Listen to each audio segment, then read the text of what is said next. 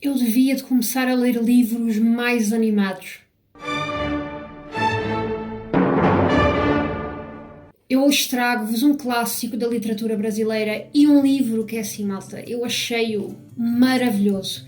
Eu acabei de ler este livro, fiquei 15 minutos no sofá a pensar o que é que acabou de acontecer.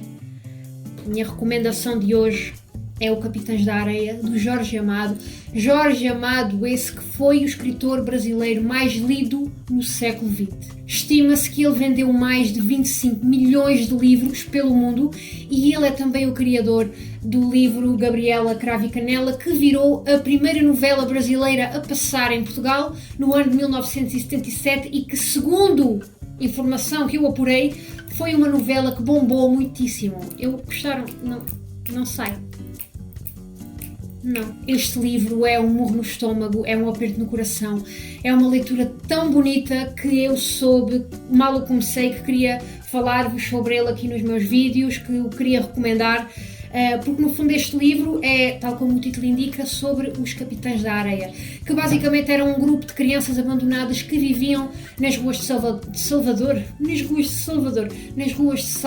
Eles na verdade dormiam perto do mar, daí o nome Capitães da Areia, e basicamente eles eram ladrões, criminosos, muitos deles já tinham matado alguém e que iam conseguindo sobreviver nas ruas através dessa vida de delinquência, de crimes, de mentiras, de esquemas. Eram crianças em idade, mas adultos no que tocava ao resto, porque estamos a falar de crianças que andavam sempre armadas, que sabiam perfeitamente o que era o sexo, que fumavam, que bebiam. A maioria deles eram órfãos, portanto não tinham família, eles no fundo só se tinham uns aos outros e por isso eles funcionavam dentro de um conjunto de regras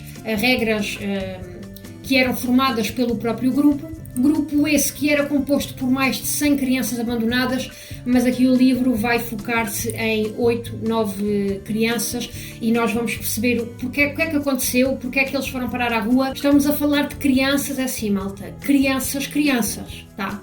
Crianças, eu estou a dizer que os Capitães da Areia, eles tinham idades a partir dos 6 anos. Se bem que a maioria das personagens que nós vamos ver aqui são crianças tipo 12, 13, 14 anos. Só que o que é que acontece aqui? É que a narrativa deste livro mostra-nos que estas crianças eram no fundo vítimas de uma sociedade totalmente doente, que elas eram as maiores vítimas das desigualdades sociais, porque no fundo ninguém queria saber delas. Elas eram órfãs de pais, órfãs do governo. O reformatório era uma coisa que estava fora de questão porque eles levavam porrada como gente grande, as condições eram deploráveis, passavam fome, eram torturados, portanto não havia nenhuma instituição que lhes desse a mão e que os ajudasse realmente a sair das ruas. Eram crianças sem ninguém, sem afeto, sem carinho, sem família, sem ninguém que se preocupasse com elas, sem ninguém que os apoiasse e portanto assim... O que é que há a fazer aqui? A única coisa que há a fazer aqui é sobreviver, não passar fome, mesmo que para isso eles tivessem de dar início a uma vida de miséria. O livro começa com algumas notícias no jornal sobre os Capitães da Areia e é muito claro que eles estão mesmo por sua conta e risco. A imprensa odiava-os, a justiça odiava-os, a polícia odiava-os, até a igreja os odiava, com exceção de uma personagem que é o padre José Pedro, que os vai tentando ajudar de alguma maneira. E, portanto, esta narrativa que o Jorge Amado traz aqui, de que as crianças só agiam de uma determinada maneira, tendo em conta o seu contexto social, o seu contexto económico, fez com que eu, no decorrer da leitura, fosse percebendo que este livro que está aqui é, na verdade, um livro político, porque este livro traz muitos temas das desigualdades sociais, da pobreza, da desigualdade entre ricos e pobres, da revolução, da liberdade e como tal, eu quando acabei de ler o Capitães da Areia fui pesquisar sobre a vida do Jorge Amado e sem grande surpresa descobri que ele tinha sido um comunista acérrimo, que tinha sido um ativista, que tinha feito mesmo parte do Partido Comunista. Ele quando escreveu o Capitães da Areia estava numa fase da sua carreira chamada fase proletária, ou seja,